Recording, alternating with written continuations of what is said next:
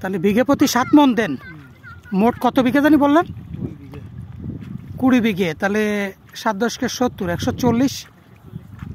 140 হচ্ছে গিয়ে 10 বিঘেতে, 140 মণ 10 বিঘেতে, 20 বিঘেতে 140 মণ আসে। আর মোট 400 মণ পাইছিলেন গতবার, তাই না? মণ কত করে বেচছিলেন?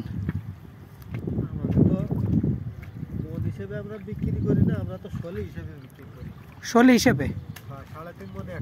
তা মোটামুটি আপনার ওই আচ্ছা, ওইটা হিসাবটা বুঝবো না, 3.5 মণ, 3.5 মণ, ওই হ্যাঁ ওই 1000 টাকা করে মণ, প্রায় একই।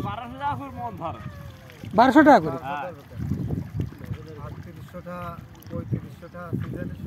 আচ্ছা, 1200 টাকা করে মণ। তাহলে আকিব একটা হিসাব করো তো, উনি 170 মণ হচ্ছে গিয়ে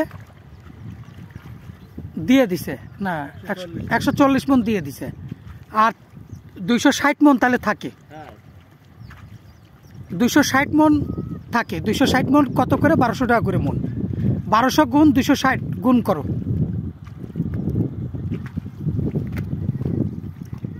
তাহলে আপনাদের এই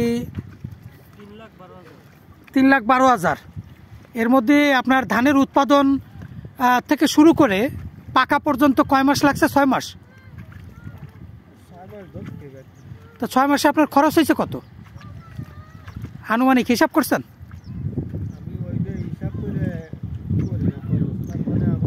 তারপরেও আনুমানিক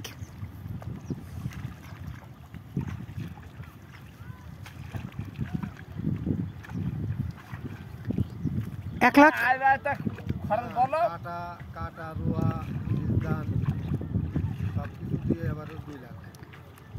2 লাখ। তাহলে থাকলো কত? হ্যাঁ, জনের দাম বেশি।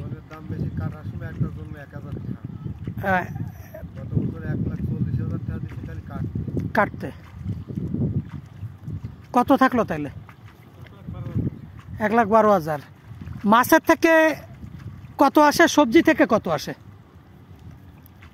সব মিলে বছরে কি 3 লাখ টাকা থাকে মাছ দিয়ে সবজি দিয়ে?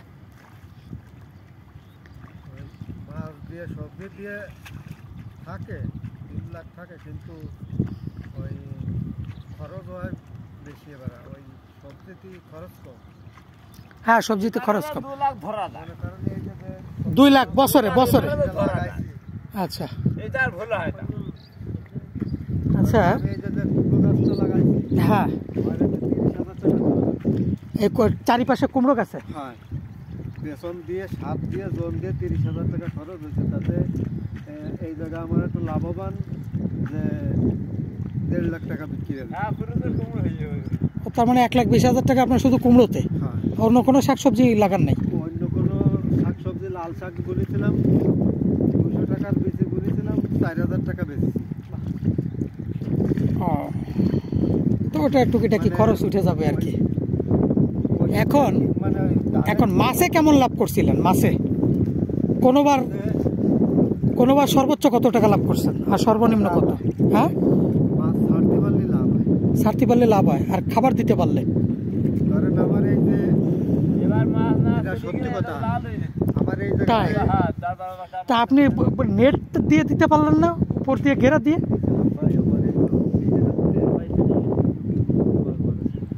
তাই? সাড়ে 11টা 12টা বাজে। হ্যাঁ, ওই জায়গাতে শীতিতে থাকতে পারলাম না, পরে চলে আসি। ওই বিয়ান রাত্রির কষণ গেল, একবারে ওই স্রোতে মাছ বেরোয় গেছে, খেয়াল করতে পারেননি, তাই না? চালান যদি একটু খাটানো যায়, হ্যাঁ, তাহলে ব্যবসা করা যায়। আমারও তো দিনাদায়কির মধ্যে আমি চালান খাটাতে পারি না ঠিক মতো, এই জন্য আমার ব্যবসা হয় না, মানে গার পথে যাচ্ছে। ও আচ্ছা আচ্ছা, তার মানে ভাও খাইতে ওই একেবারে সে খাটনির খরচটা উঠতেছে, খাটনির খরচটা, কিন্তু লভ্যাংশ রাখতে পারতেছেন না, কিন্তু লাভবান হচ্ছি না। হ্যাঁ, ওই নিজের সংসার এত বড় একটা ই নিয়ে এতগুলো এই যে ছেলে সন্তান নিয়ে। আর হাঁস চাষ করেন না এর মধ্যে? হ্যাঁ, হাঁস করলে সমস্যা কি? করলে আসে, আমি ওগুলো আমার অপছন্দ। মানুষের সাথে কেমন কথা শেষ। আমি আপনারে বলি সমন্বিত চাষ আছে, চাষ পদ্ধতি, সেটা হচ্ছে কি ধান, মাছ, হাঁস, সমন্বিত চাষ পদ্ধতি।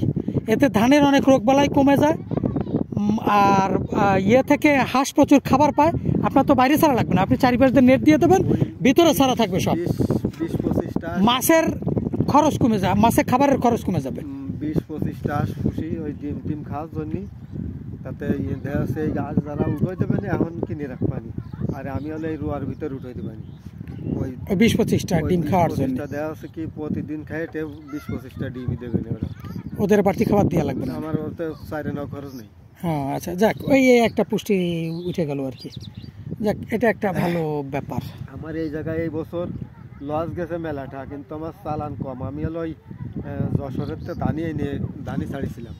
ধানি মানে পুনা মাছের ধানি, ডিম, হ্যাঁ। তাতে আমার অ্যাভারেজ করে 25,000 টাকার ওই দানি ফেলানি। তাতে মাছ একটা মাছ হয়েছিল 700 গ্রাম করে। মানে আমার মাছটা যে সময় চলে গেছে 700 গ্রাম, 100 গ্রাম আর 200 গ্রাম, এ হলো সাইজ। আর মাছ হলো 1000, মানে 1 কেজিতে হলো 40,000। হ্যাঁ, 1 কেজিতে 40,000 মাছ, পোনা 40,000 পোনা। এর আমার 20 কেজি পোনা দিয়েছিল, 20 কেজি মাছ দিয়েছিল। মোটামুটি প্রচুর মাছ হয়েছিল, কিন্তু মাছ হলো রাখতে পারলাম না। এত বড় ঘের আপনি নিজে কাটাইছেন, জমি লিজ